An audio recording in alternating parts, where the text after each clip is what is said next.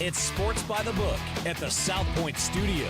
Here's Jeff Parles and Alex White. Welcome in. Good morning. Happy Sunday, everyone. Jeff Parles, Alex White. It is Sports by the Book. Boy, we're still kind of recovering from yesterday, right, Alex? What a day. It was a really good day. Oh, my gosh, that Georgia-Bama game did not disappoint. Came out on the right side there. But happy that people are already in our chat. We appreciate you. Please continue to comment, and we'll give you shout-outs throughout the show as well. Mini Dar, as always, already heavy on asking why I don't like the Broncos. I'll explain later. I don't even dislike the Broncos. I just don't think they're any good. Doesn't mean that I hate them. And also, too, Bob Custer's in there as well. He loves the Rams today to win outright. Bears always struggle against top coaches and teams. Asking our thoughts. Don't worry, Bob. We'll give our thoughts. That game's coming up in about 15 minutes from now. So be ready and stay tuned for our thoughts on a very intriguing game between 1 and 2 teams that are trying to get the 500 today in Chicago. All right, Alex, you ready to get rolling here? 13 games today. We'll hit the Monday night ones as well at the end. So if you want to get all your parlays in, like our guy Sean already has in today. Sean is on Cloud 9 because Oklahoma somehow won that game against Auburn yesterday. Well done by Auburn. Throw that out there. But we can stay in the Deep South, though. You want to start there? Let's start in the Deep South. Atlanta. Been an interesting week, obviously. Hurricane Helene goes through the southeast. Of course, our thoughts with everyone in western North Carolina who seemingly have been hit the hardest by everything that happened with the hurricane. So the Falcons opened 1.5, Alex White. They got as high as 3. Came back down this morning because the Saints got positive injury news today. Chris Olave and Alvin Kamara, who are both questionable, will both play today for the New Orleans Saints. Division matchup, Saints 2-1, Atlanta 1-2 entering today. I hate fading the Saints 2 weeks in a row, especially from what we've seen from them so far this year. Second best in touchdowns scored by drive at 40% offensively. Whoa. Second most points per game, 34.3. Defensively, tied for fourth best, allowing just 13% of their opponent's drives to result in touchdowns. But I am going to fade the Saints here. I laid the 2.5 with the Falcons. You mentioned that about their position players, which is very helpful for them, but they are dealing with a ton of offensive line injuries that did happen in that Eagles game. There are injuries on the Falcons side, too, so I will just put that out there. I just think there's more key positions, especially their center. So, yeah, I like the Falcons here. Tough loss that they are coming off of. I think they will get it back together, but I just think this Falcons team is going to continue to improve week after week. So I have a few things on this game. Let's start on the New Orleans side real quick. Last week, that's closer to the team that I think they are than what we saw the first 2 weeks. Because the first 2 weeks, we kind of have to go Carolina AD at this point with Andy Dalton on with the way they look before he played and the way they look last week. We'll get a better sample size today. Yes, when they play Cincinnati. But Carolina looked like a dead football team in week 1 because they knew they had no chance with Bryce Young playing quarterback. Week 2, I think the evidence is mounted enough that Dallas's defense isn't any good. Where if the Giants had any semblance of a deep ball play last week, they probably lose on Thursday night to Big Blue. And, of course, Baltimore ran all over him. New Orleans ran all over him. Philadelphia is the first somewhat real defense that New Orleans faced, and they looked awful against it. Now, I actually like Atlanta's defense. I think the Falcons have an underrated defense. Last week, they played well enough to beat Kansas City and just didn't get the PI at the end, and then some sloppy play calling in the last drive of the game for Atlanta ended up costing them in a game where I don't think Kansas City played overly great.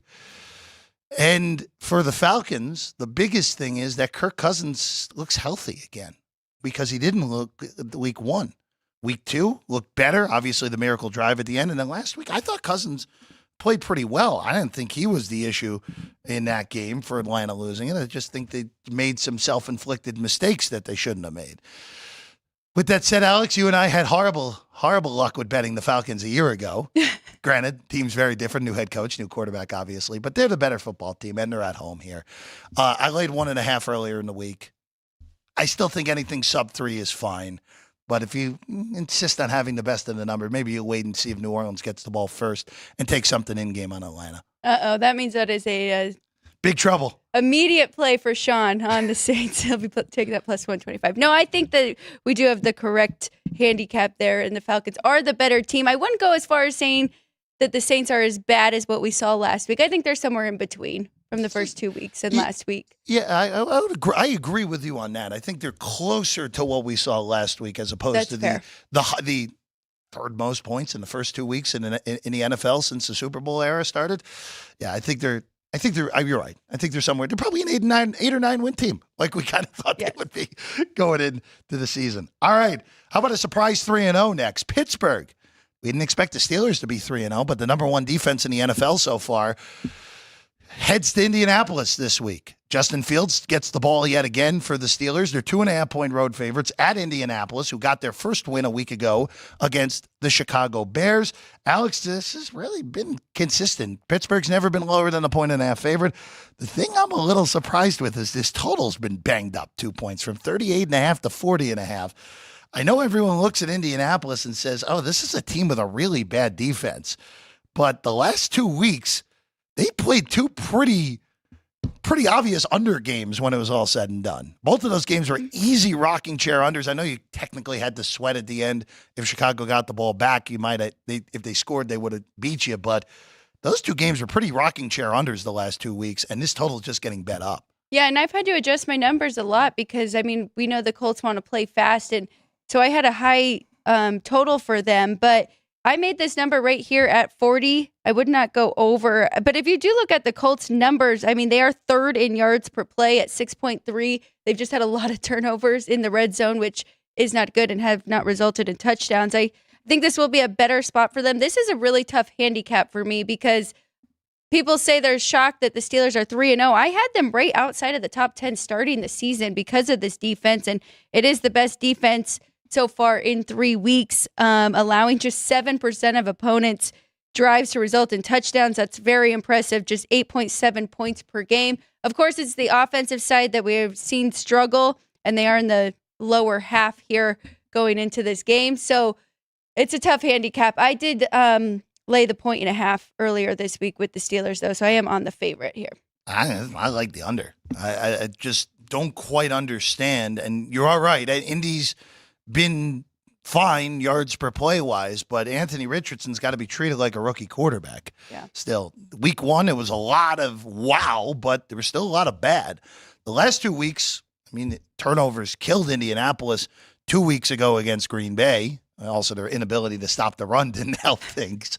But this is a bad defense to play against when you're a turnover-prone, inexperienced quarterback. I'm not betting the side. By the way, you and Chris Andrews are opposite on this game, shockingly enough.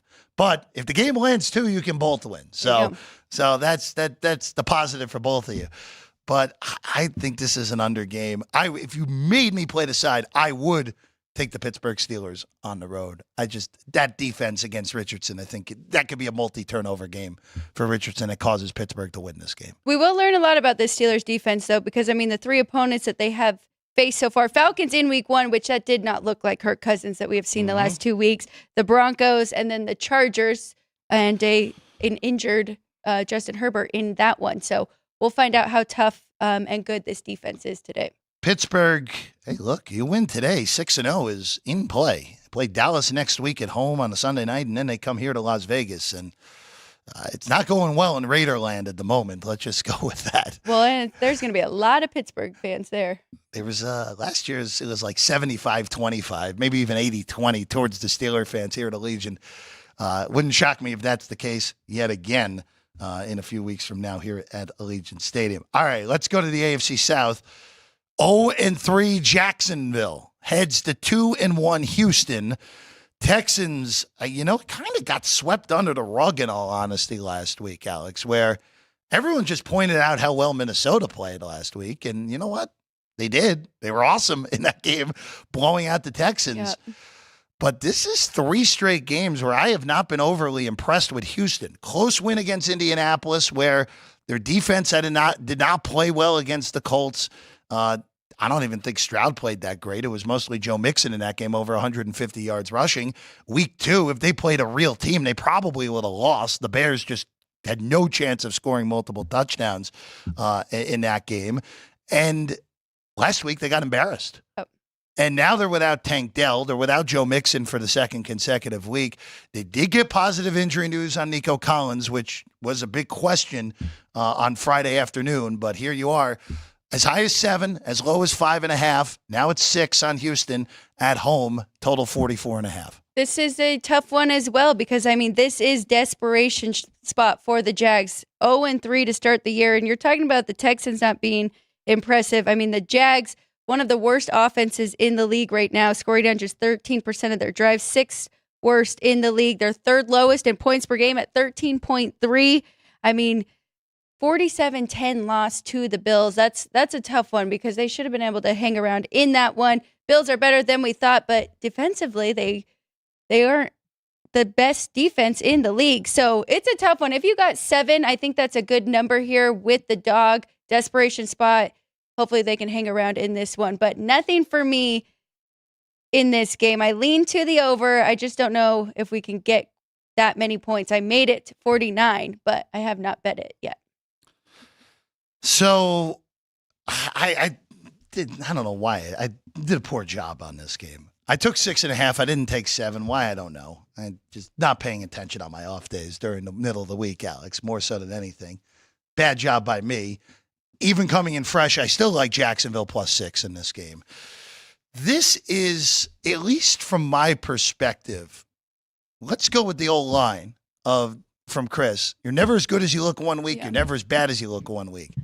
You have 2 teams coming off as looking as poorly as humanly possible last week in this game. Because obviously, we mentioned Jacksonville just now, but that was embarrassing what happened to them on Monday night. They didn't even look like they belonged in the same league as the Buffalo Bills. Yes. But I just have a hard time. And look, Jacksonville's been ugly so far this year, other than that first half of the year against Miami. Correct.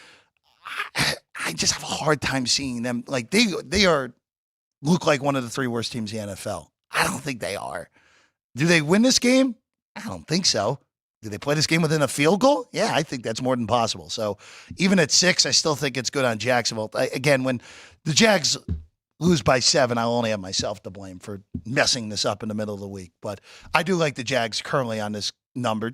I just don't trust Houston yet. I'm just not all the way there with this current team. Talk to me in 2 months. It may be very different. Well, and it is really tough because Joe Mixon has become a huge part of that offense, so now they won't have that to lean on for their run game. And desperation spot, I mean, you cannot take that lightly here. They're already 0-3. Doug Peterson, he's already got to be feeling the heat because you should not be 0-3 with this Jacksonville team. So I don't hate it at all. That's the only way I would play it. It's the points here with the dog. 6 right now on this one, Jags at Houston. All right, let's go to the big game at Lambeau Field this afternoon. We're getting Darnold versus Love. Jordan Love is in. He is playing. And Alex, the line really already kind of dictated that Jordan Love was going to play. Because this opened Minnesota favored at books that put the numbers up super early here, and then it flipped around to Green Bay -2 for here at the South Point. Minnesota's never been favored here. 2, 2.5, 3, 2.5, 3, 2.5, 3, 2.5, 3, 2.5. Toggler, as Vinny would say. We'll see Vinny, by the way, in about 15 minutes from now. The Packers are 2-1. They won both games without Jordan Love. They did it with a strong run attack, and their defense played really well the last 2 weeks. Minnesota, they've done it with everything. Their defense has been awesome. Sam Darnold has been arguably the second best quarterback in the NFL so far this year. Only Josh Allen has been better. This is a fascinating handicap at Lambeau Field this afternoon for the Packers and the Vikings with first place on the line in the North. It's really tough, right? I don't think that the Vikings should have ever been favored, even without Jordan Love. I think maybe a pick there, but I did take the 3 with the Vikings when I could. I'm just concerned that even with Jordan Love coming back, he won't be 100%, and you cannot take away what we have seen from this Vikings defense.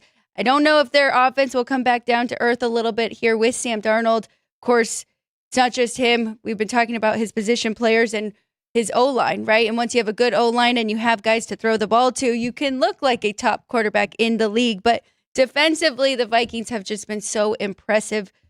fifth best in touchdowns scored by drive, third in points allowed. Third best in defense in holding their opponents to touchdowns. So, yeah, I think this is going to be a really close game. I think the Packers will probably win it, but kind of like you said with the other one, they're going to keep it close. So I wanted to grab the 3 while I could with the Vikings. So with Green Bay real quick, even though they get Jordan Love, Jaguars Alexander is out with that groin injury that he's been nursing. So they have to go with a little bit of a different plan covering Justin Jefferson today, even though Jefferson has had Alexander's number when he's had a quarterback to throw it to him through the years. So this is to me more than anything where I have 3 teams, and I'm a little surprised in all honesty. I have 3 teams in my top 6 or 7 from the NFC North right now.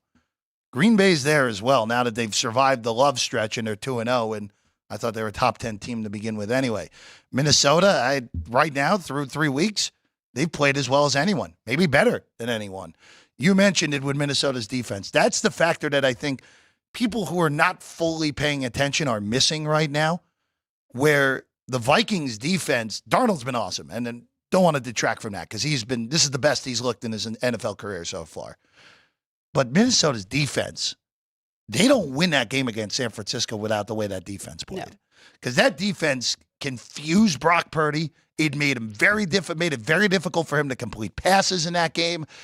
And last week, that game was over fast because that defense just dominated and confused C.J. Stroud the whole time. Yep. Another young quarterback here with Love, but the familiarity factors of the division, I think, help in a big way here for Green Bay.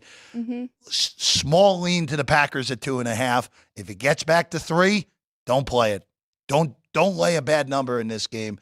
2.5 on Green Bay is fine, especially if you're just getting to it here this morning.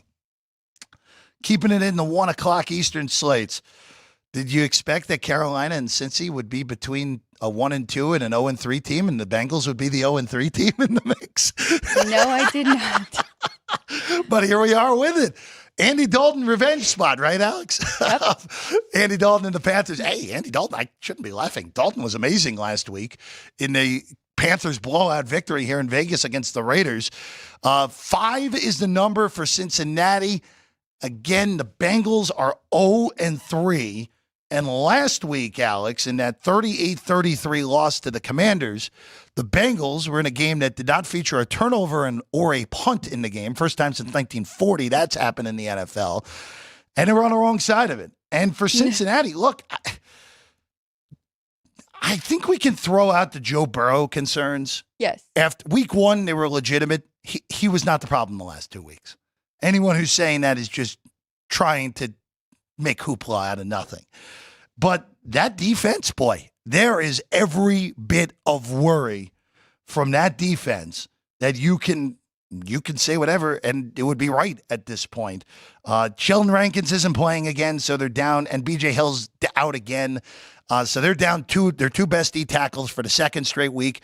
Alex, I just don't know if Carolina is the offense that is able to take advantage of not having those 2 big guys in the middle for Cincinnati's defense. I think this is such an overreaction. The early line was the Bengals 7. I think that's probably still the right number here. But it does concern me because a lot of people had high hopes for this Panthers team coming into this year. So now that Sam Darnold is a competent quarterback and actually running this offense, what people were saying off season is actually looking like it could be true with this Panthers team being better. But from my point of view, I think that the Bengals should be a 7-point favorite here on the road, even though they are 0-7, even though their defense has been very concerning. But you mentioned it, offensively, they're still top offense, 8th best in touchdowns scored per drive and 13 in points per game at 22.7. But with their defensive concerns, I do like the over. I like over in first half the best. If you see a 24, I think that is too high, but over 23.5 is the way I played this. I do lean to the Bengals here. Desperation spot again for this 0-3 team. Season's over if you lose this game. If you're Cincinnati, it's hard to come out of an 0-3 hole. It's impossible to come out of an 0-4 hole. With that said, I have no confidence in laying the points here. None.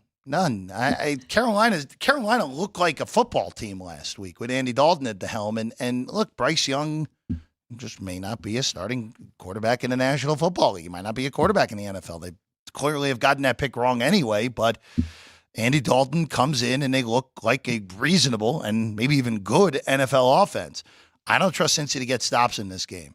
Even though this total is 47 and what I said, that is still pretty high for this game because there could still be turnovers. Carolina's defense, I don't think, is a complete pushover now.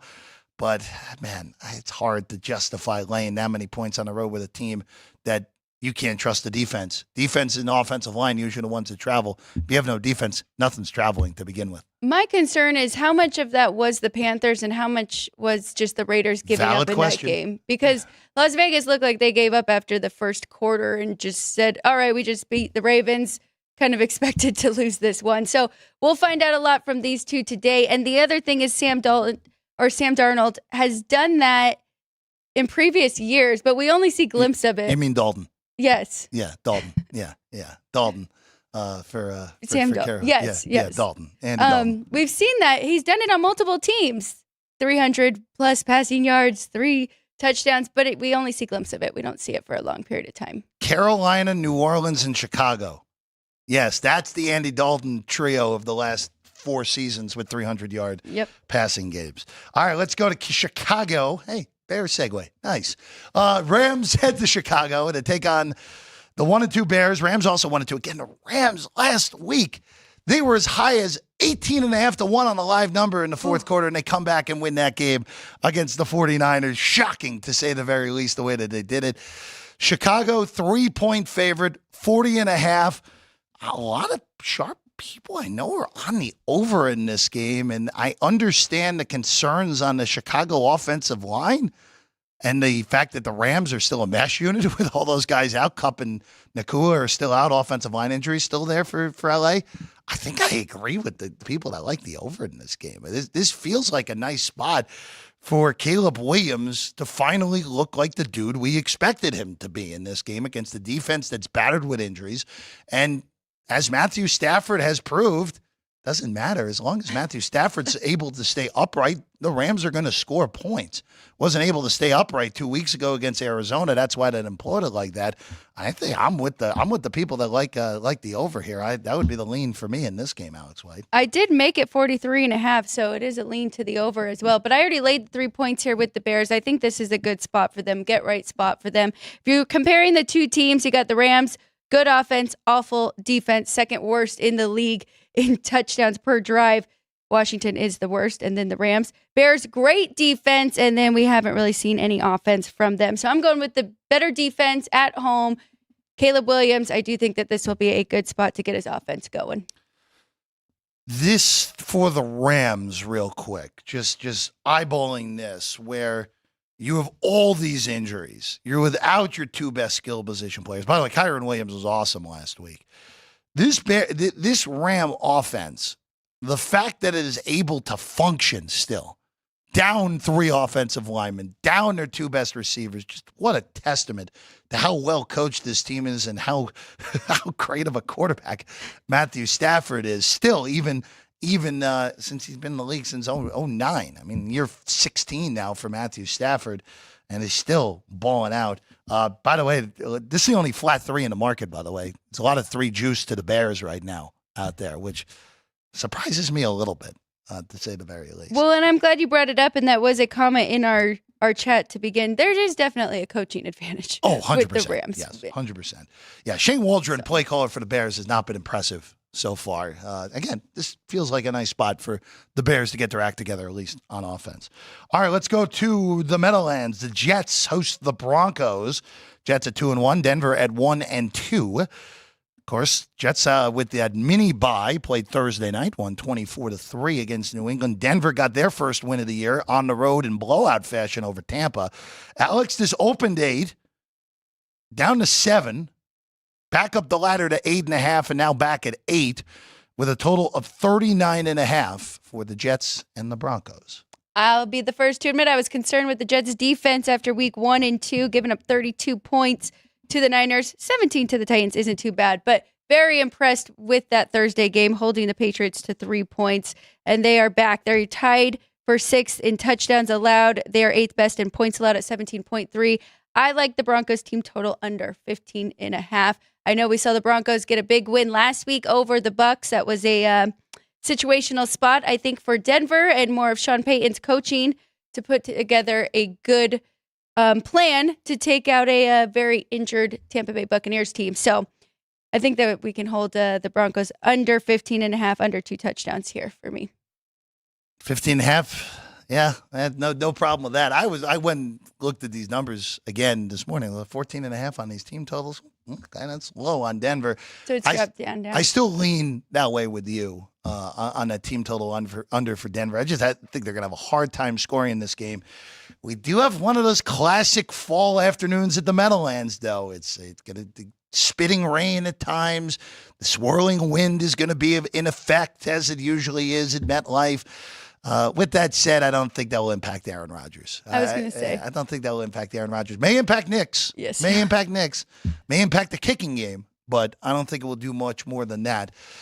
Jets should be able to win this game. I don't really love laying more than a touchdown, even though this is, to me, a pretty nice-sized mismatch. But Jets are not the number one play in Survivor. San Francisco was for the few brave ones that somehow are still alive in Survivor pools after the bloodiest week in Survivor history in week 3. I do think the Jets are a great teaser leg, though. I agree with to get them down under a field goal. I agree with that. For the favorites, there's not many. There's only one other favorite teaser leg today, realistically speaking. Kansas City's the only other one. So I'm with you. Pop the Jets down to 2. I think you couple that with Minnesota plus 8.5. I think you've done pretty well for yourself here today if you have that teaser. All right, let's go to Tampa next. Injuries, the name of the game in this one. Eagles, I'm going to be honest with you, Alex, kind of stunned the Eagles are still favored here. Lane Johnson, out, concussion. Devontae Smith, out, concussion. A.J. Brown, out, hamstring. Britton Covey, IR injury. So the Eagles are way down on wide receivers. Going to be Jahan Dodson and Johnny Wilson, basically, is your top 2 wide receivers. Expect a lot of Dallas Goedert for the second consecutive week. But look, Tampa's a little healthier. I know they've had a lot of injury issues over the last few weeks because you're in a scenario where Vita Vea is actually back, which is a huge deal for Tampa Bay after we saw last week. But, Alex, I'm a little surprised that this favorite has not flopped over to Tampa. I mean, it's basically a pick as it is with the Eagles 1 on the road in Southwest Florida. That's what makes this handicap really hard. I think this game should be a pick. So then you're really just going off of which team that you trust the most. I think it's a good spot for the Bucs, especially coming off that troubling loss against the Broncos. They are getting healthier. The Eagles make me nervous, though, because like you said, I mean, we saw a really good second half out of them, and they still have Saquon Barkley.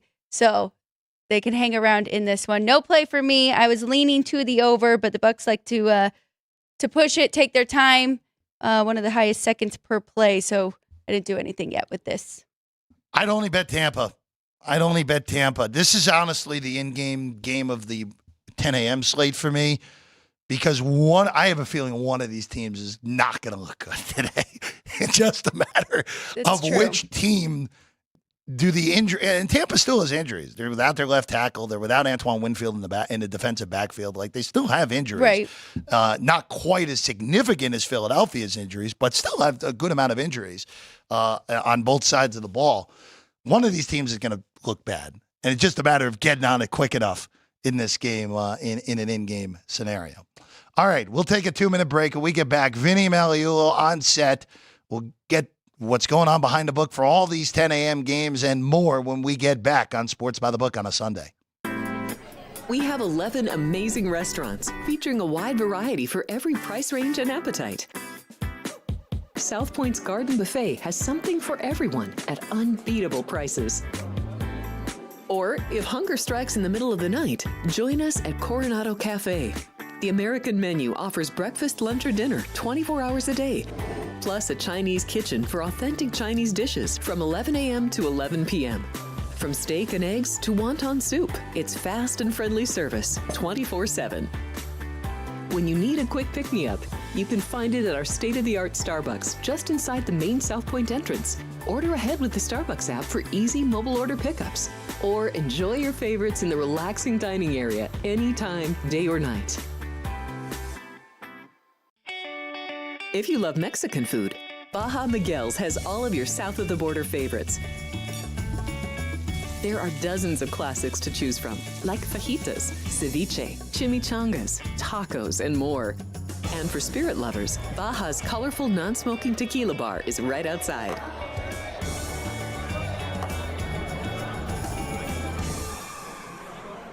Or maybe you're in the mood for seafood.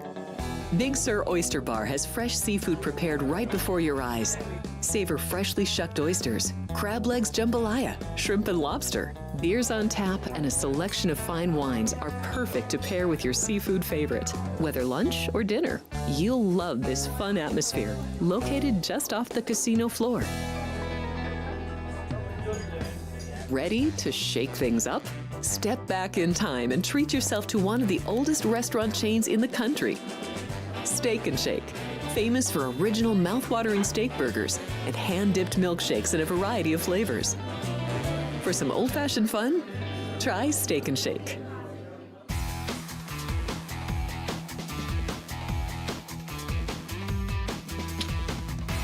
Welcome back in Sports by the Book, South Point Studio. As always, Jeff Parles, Alex White's in the middle of your screen.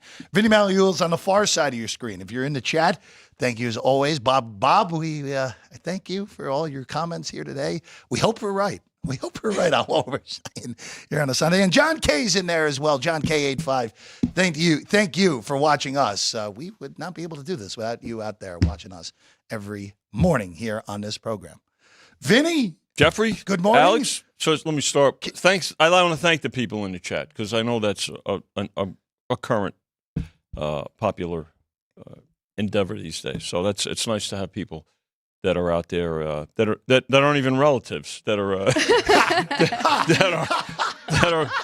listening and paying attention. So that's great. Another thing I'd like to say is remember this, okay? Because obviously there's other things going on in the world. Mm-hmm. We had the Federal Reserve last week lower the prime rate, right, by 50%, like 0.5, mm-hmm. right? Yeah. Well, let me just tell you this. Nobody stimulates the economy like bookmakers. So we tip our caps to all the folks in the chat and all the folks counting their money after yesterday. Can I just ask you real quick on yesterday before we get into it, because you mentioned this on Friday.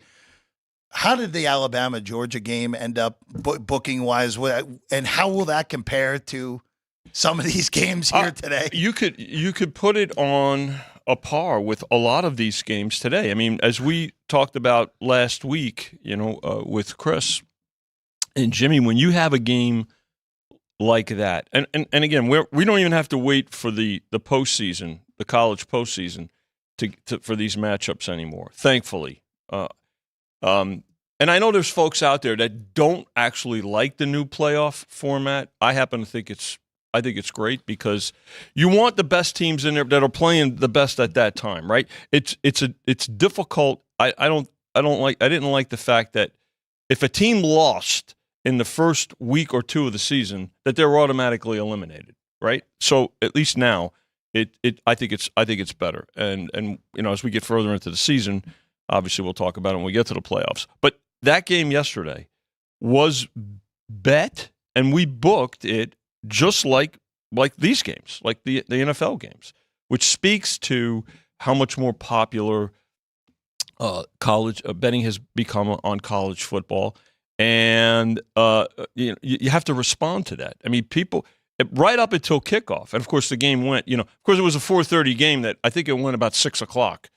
By the time it kicked off, which was fine with us because we're cashing tickets from the earlier games, and people have more time to bet and things like that. But seriously, it was a great game.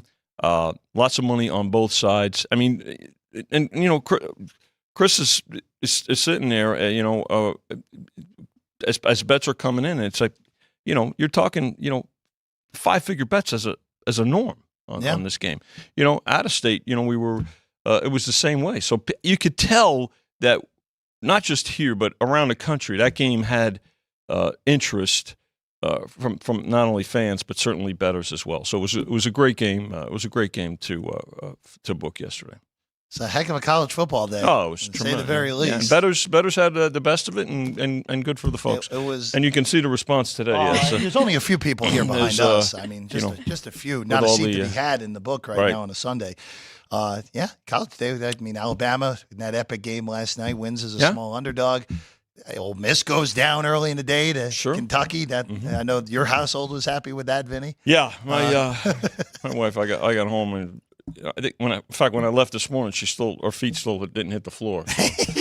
Very excited. So, Vinny, let's get the behind the book perspective on everything that's going on here, and go ahead, roll through. Yep. Over the next 5 minutes or so. Let me give you the current number, and you can see changes going on. My screen is red, orange, yellow, green. I didn't even know it could be orange. It looks like a box of Crayola crayons. Exactly. On the screen. But the Saints and the Falcons, of course, I'll give the opener too, and we could kind of trace how the wagering's gone. And these again opened here at South Point on Monday morning. 1.5. The Falcons were favored. Got as high as 3, sitting at 2.5 right now. The total on this one, 42.5. A little move to the under early in the week, as low as 41, but now stepping up to 42.5. This is a game that I know everybody's very interested in. A lot of bettors are here. This is going to be a big decision for the house today. The Steelers and the Colts. Steelers open to initial money again on Monday on the Colts, but it's been all Steelers. In fact, you saw I oftentimes say don't blink. Well, usually what does a blink take? And you're the scientific person here. What is it when you blink? What is that, like a nanosecond? 0.019. Well, at 0.018, that's how long the 3 lasted. As I was walking out from behind the desk, behind the counter, Steelers did hit 3. It's been all Steelers for the last 24 hours, but we did find the buyback threshold with the Colts. They did grab the 3, and again, that's a key. That's the key number. One of the key numbers in the NFL, and folks responded to that. So back to 2.5 there, 40.5 here, which is over. Majority of the money came in over here, 38.5 on the opener. So obviously the Colts are going to be a pretty good need for the house today. Steelers for the betting public. Texans 4-point favorites, got as high as 7 earlier in the week. We came on yesterday 6.5. Now it's down to 6. So overall 2-way action, but probably going to need the Jags some in that game. The total really has not moved that much off the 44.5. A little tick to the up to the over earlier in the week. Vikings Packers, another big game here, and a kind of a toggler. Packers open to Jordan Love is confirmed to be going today. Game was 3 on Friday when we were on with Chris, and 2.5 right now, 44.5. So a little move to the over here. Bengals Panthers are going to need the Panthers pretty good here because the Bengals can't go 0-4. It's impossible, right? I mean, let's face it. So, but seriously, the Bengals 5.5. Money came in initially on the Panthers especially after last week's performance by the Bengals. But it's definitely ticked up in the last day and a half from 4 to now up to 5. 47 for that total. So some at 46.5 right now. Total going back and forth. Bears, this game here opened with the Bears as 1.5-point favorites at home, sitting at 3. So pretty good action on the Bears here, and I think this game will continue to be bet very strongly right up until the 10 o'clock Pacific kickoff. 40.5 here, which is not really that much of a move on the total. It opened 41. Jets Broncos. It's pretty. This one started off about the Broncos getting Broncos support. The Jets opened as 8-point favorites on Monday, but it's ever since I'd say the Thursday night game. It's been all about the Jets and support for them. So the Jets were as low as 7. They laid the 7, laid 7.5. We're back to 8. So and the Jets are a pretty popular teaser play. I don't think that surprises anyone. 40.5 40 on the total now currently. The Eagles Buccaneers. Here's a game that's we're going to need the Buccaneers a bit here now. Trying to really get a gauge on the injuries on all of these games, but this is a game that's got a ton of injuries, and I heard you mentioning it as I was coming in the studio. Eagles open 2. Initially, money came in on the Buccaneers. It's sitting at 1 now, but there's probably overall a pretty good need on our side for the Buccaneers here. This total sitting at 42, which is down about 3.5 points from the initial total on Monday. Commanders and Cardinals. First game of the afternoon. Cardinals 5.5. Support. Initial support, but again, after the Commanders did what they did in Cincinnati, an adjustment as well. So this game right now is sitting at 3.5. Total 49. Not a lot of movement there at all. Biggest number of the day. The 49ers looking to get back on track.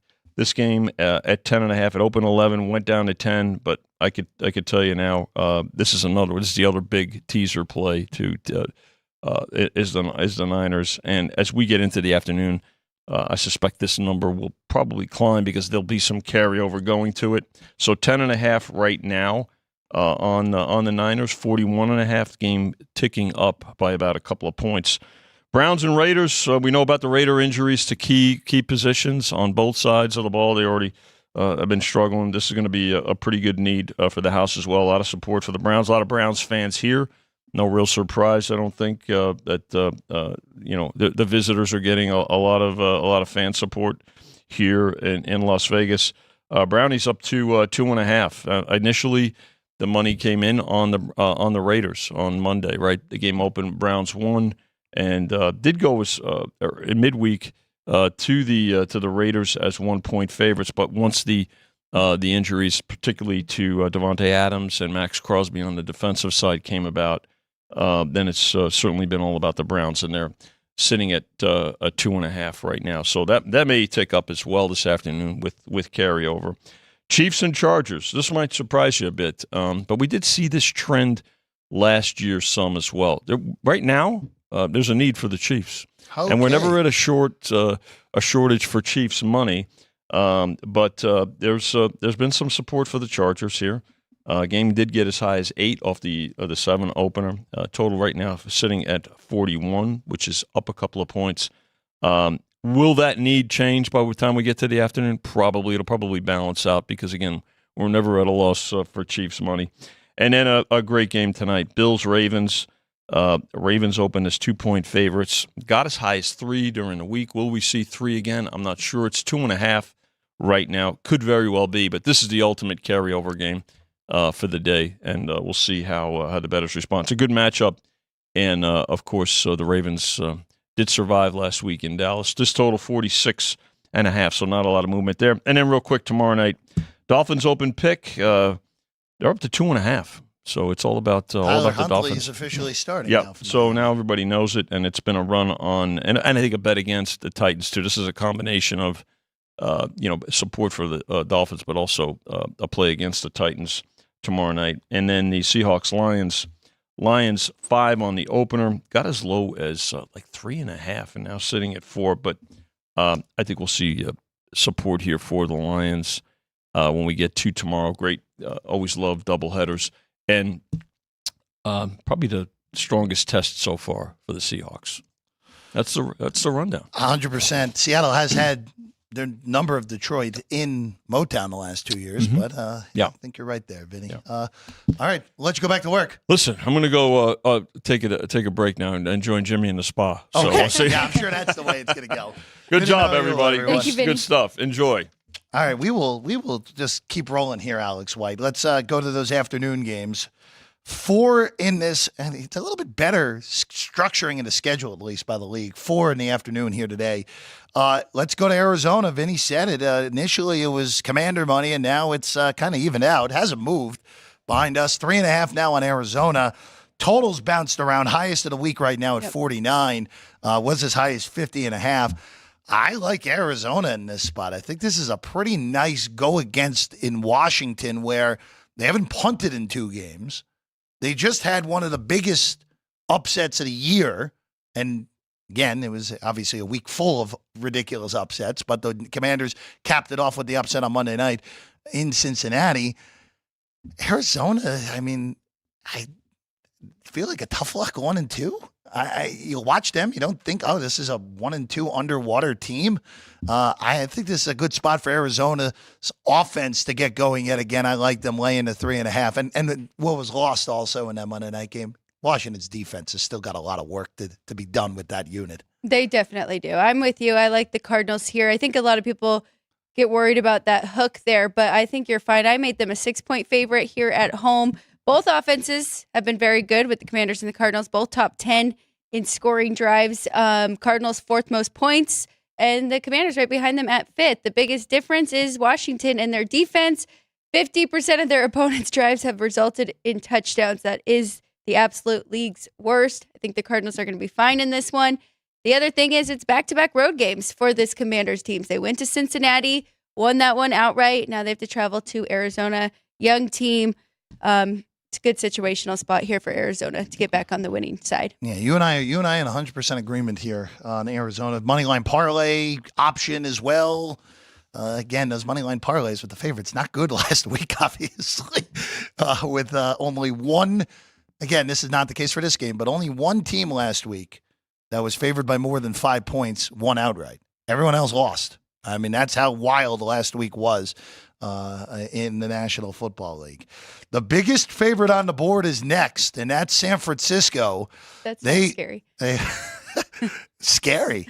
I mean, every week the biggest favorite has lost so far this year. 0-3 so far. Niners get George Kittle back. Good news there. Deebo Samuel might even suit up today. He's questionable entering today. Christian McCaffrey's back in the country. I know everyone cares about that, Alex White, after going to Germany last week. But McCaffrey still won't see him for a while. New England, look, I mean, there's still offensive line issues for the Patriots. With, of course, last week they just got run out of the building at MetLife Stadium by the Jets. We don't know what the exact 5 up front is for New England today. And for the Niner defense that other than week 1 has really not looked good, especially the last 2 weeks, this feels like a nice get yourself right game for that defense. Again, an offense that could be having a totally new look offensive line from a week ago and just doesn't have much offense to begin with anyway. You brought it up. This is one of the defenses that have been shocking, right? The Niners, we've got Baltimore and Dallas that we have not been the same that we saw last year. And even Cleveland, you could throw in that one. But 30% of their opponents' drives have resulted in touchdowns, and they have played some really close games. Really, they let that one slip away last week against the Rams. I just went ahead and played the first half here. Niners -6.5 in the first half. I think they will be up by a touchdown at least. So that's the way I chose to play it. But you brought it up about New England as well. They looked impressive the first couple of weeks, and then that was just a brutal loss to the Jets last week. Yeah, look, New England's still kind of like that 5-6 win team that will probably be a hard out more times than not. But just the bad matchup last week. And look, they're still down. They're still without their starting left tackle. They're now without their starting right guard. It's tough. It's very tough to win in this league when you're down multiple offensive linemen, especially when your line's pretty average to begin with, which is the case for New England. I will say this for the San Francisco side of things, where we talk about it is very hard for the team that loses the Super Bowl usually to come back the next year and be reasonable. We've seen this throughout the league's history. Of course, last year the Eagles were the last undefeated team, but we saw what happened to them at the end of the year. Right. Total meltdown. 2 years ago was the exception to the rule. The Bengals, even though they got off to a bad start, were in the AFC title game and were one ill-timed shove away from being in overtime against Kansas City in the AFC title game. So, again, this is just one of those things where the injuries have stacked up for San Francisco. I think they're regretting running Steve Wilkes out of town because the defense that is currently coordinated by Nick Sorensen and Brandon Staley. Mm-hmm. I know that makes some people shudder, that name. But it has been awful. It's been a bottom 8 defense so far, and there's way too much talent on that defense to look as poorly as they have the last 2 weeks. And even in week 1, they forced a turnover, and you know what? They weren't on the field much in week 1. Their offense dominated the Jets' defense in week 1, and that's kind of why that game got out of hand, more so than it was the Niner defense being dominant in that game against the Jets. All right. Who is playing in this game is the better question for Cleveland and the Raiders. So this is a big number flip late in the week because of the injuries. This opened Cleveland 1. It went to Raiders 1.5. And then Devontae Adams and Max Crosby got ruled out on Friday. And this thing has moved all the way to Cleveland 2.5. Alex, this is the worst game on the board today because of the injuries and because of the bad quarterback play that will likely come in this game as well. The Browns' offensive line's in shambles right now. Right. Jack Conklin out, all-world tackle this week. Jedrick Wills, their left tackle, out as well. It is very hard to win in this league when you don't have either of your starting tackles. Now, I don't know if the Raiders are the team that's able to take advantage of this without Crosby, which if Crosby was in, I was fully prepared to basically suck it up and take the Raiders here because of the offensive line injuries for Cleveland. But I don't know how you can justify a bet in this game either way because there's just too many unknown factors with the critical injuries on both teams in this game.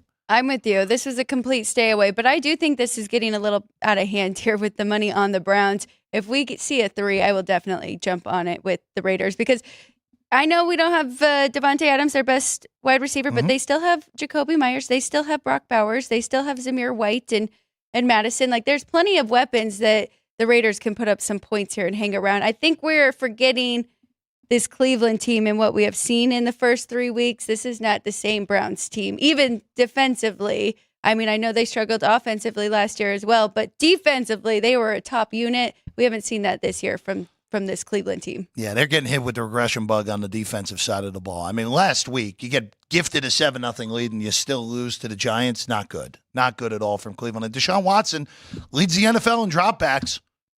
He's last in 6 major statistical categories for quarterbacks this year. It's not been good in Cleveland whatsoever. And if they lose today, the noise is going to get very loud to put Jameis Winston in at quarterback next week for Cleveland. I'm just throwing that out there. All right, the Chiefs and the Chargers. Vinny said that the book needs Chief money. I'm a little perplexed by the fact that that's the case here with the Chargers, with a banged-up Justin Herbert, who likely will play today. But they're also without their 2 starting tackles. Joe Alt and Rashawn Slater are both out. Joey Bosa, arguably their best pass rusher, is out as well. I know it's hard to cover big numbers on the road. I know big favorites have been awful this year in the NFL. Unless if the Chargers find something with that run game and are able to really go ball possession without their 2 best offensive linemen, Alex, I don't see this. I would lean to Kansas City if I'm only having to lay a touchdown in this game. Listen, when the book needs Kansas City, you want to be on that side as well. Yeah. That usually fares well for you. I like the under in this. I jumped in a little bit late. I didn't get the 43.5, but I did get 42. I still think you're okay here at 41. You know how Harbaugh wants to play this game. He's still going to try and run the football, take time off the clock. And the Chiefs' offense has been okay, but they still haven't hit their stride like we see later on in the season. So, yeah, I like this. A low-scoring game here between these two. I lean with you as well. And also, Kansas City's offense has not looked right so far. I know they're 3-0, but they've done it because their defense has played pretty darn well through 3 games. Well, and we haven't even seen their best defense like we saw last year. Yeah, I'm with you. We saw it at the end of the game last week against Atlanta, even though I know that some people will say that it was the refs, but that's a cop-out in my opinion. All right, mega Sunday night game. Mega game. Baltimore hosting Buffalo. Bills have been the best-looking team through 3 games. They're 3-0, and last 2 weeks they just destroyed the Floridian AFC teams in Miami and Jacksonville. Baltimore, look, get off the schneid, good. Win that game, way it ended, not great, even though they ended up getting the drive when they needed it at the end to beat Dallas by 3. This is I know that this may seem weird, but this is a step up from last week for Baltimore taking on Buffalo. I think Buffalo is a lot better than Dallas is, especially with what we've seen from the Cowboys through the first month. Games at home, Lamar is unbelievable in games that are line by 3 either way. He's 18-1 against the number in games lined either way 3, whether it's Baltimore 2.5 or 2.5, 2, 1 pick, whatever. As long as that number is within 3, either way, Lamar's been awesome covering a number in his career. So this one, I actually did not do anything with the side yet, but I did bet the total, and I went over in this one between these two with these great quarterbacks. I went over 45.5. It looks like it bumped up to 46 at most places now, but I still like that. I mean, you talked about Buffalo. You got to talk about them. They have been doing it on both sides of the ball. They are first in touchdowns per drive at 48%. We're going to see that come down a little bit here, but still, they're 4th in yards per game. And then defensively, they've been very good. They are tied 6th, allowing just 14%. On the flip side, Baltimore's offense, they are 1st in yards per game at 430, 1st in yards per play at 6.6. They just, like you mentioned, they've been giving up big leads here. We saw it in back-to-back weeks. They were fortunate to hold on to that win last week. But I think we're going to see a lot of points from both of these teams. I lean to the Ravens, though, at home. This would be Baltimore or nothing for me in this game. The only thing you can possibly detract from Buffalo, the only thing, is the opponents haven't been great. Arizona is the best team they played through 3 weeks. Ooh. And it's not to detract from the Cardinals, who I think are a solid football team. But this is a big step up, huge step up to Baltimore, even though I don't think the Ravens are as good as people thought going in. But they're definitely better than the other 3 teams that Buffalo's seen through 3 weeks.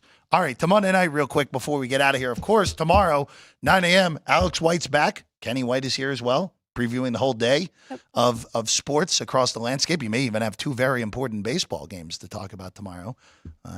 I don't want to talk about that personally, but there's a reason for that.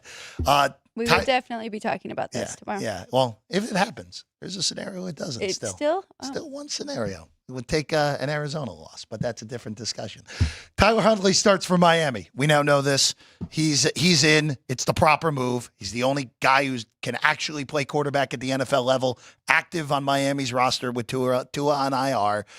Tennessee's 0-3. I think Tennessee's defense is pretty good, even though they didn't play great last week against Green Bay. I'm still not buying Miami's offense, even with Huntley in there.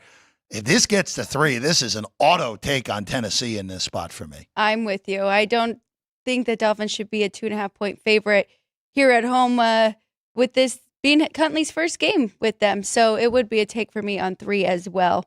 But I'll give my take on the total tomorrow. Yeah, we'll again, Football Frenzy as well at 3. We'll have full breakdowns. I just want to bring up Detroit because Vinny brought it up as well. Chris and company are to market high on this game at 4 on Detroit. It's basically 3.5 anywhere else.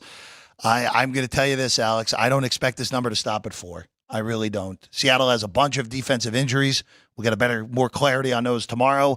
They are getting Kenneth Walker back. Yep. Seattle has played Detroit well, beating the Lions back-to-back years at Ford Field. But this kind of feels like a good spot for Detroit, especially, same sort of thing I just said with Buffalo, but on a grander scale for Seattle. Look at who Seattle's beaten so far. They beat Bo Nix and Denver. They beat Jacoby Brissett and New England and needed overtime to do it.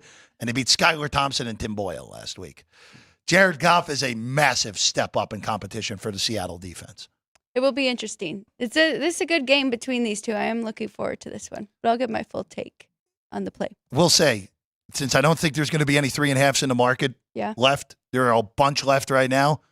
I would bet Detroit now if you want to bet the Lions. If you want the Lions, you got to do it today.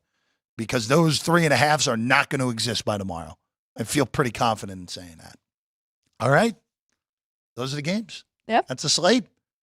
Alex, good luck, as always. Thank you. You too. We'll hope for the best here. Ann and Sean, thank you as always. Thank you, everyone, for watching us. We appreciate you. Bob, John, everyone in the chat today. Minidar, of course. We appreciate you as always. We're back tomorrow morning. Alex and Kenny right here on this desk at 9 a.m.